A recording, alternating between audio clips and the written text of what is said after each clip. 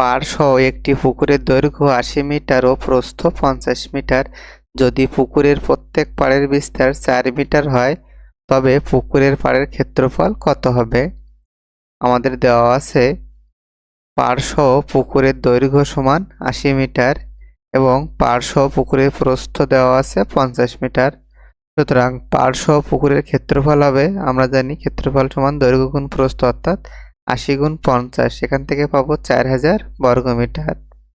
এখন পাড় বাদে পুকুরের দৈর্ঘ্য হবে ৮০ বিয়োগ, যেহেতু পুকুরের প্রত্যেক পাড়ের বিস্তার ৪ মিটার সেজন্য ৪ মিটার দুই সাইড দিয়ে বাদ যাবে, সেজন্য আমরা লিখলাম ৮০ বিয়োগ ৪ গুণ ২, তাহলে ৮০ বিয়োগ ৮, এখান থেকে পাবো ৭২ মিটার।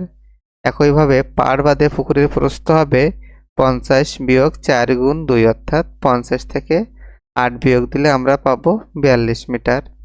সুতরাং পাড় বাদে পুকুরের ক্ষেত্রফল হবে ৭২ মিটার গুণ ৪২ মিটার, এখান থেকে পাবো আমরা ৩০২৪ বর্গমিটার।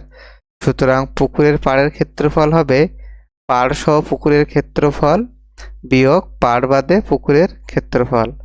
তাহলে পাড় সহ পুকুরের ক্ষেত্রফল ৪০০০ আমরা উপরে পেয়েছি এবং নিচে পাড় বাদে পুকুরের ক্ষেত্রফল ৩০২৪। তাহলে বিয়োগ দিলে বিয়োগফল পাবো আমরা ৯৭৬ বর্গমিটার।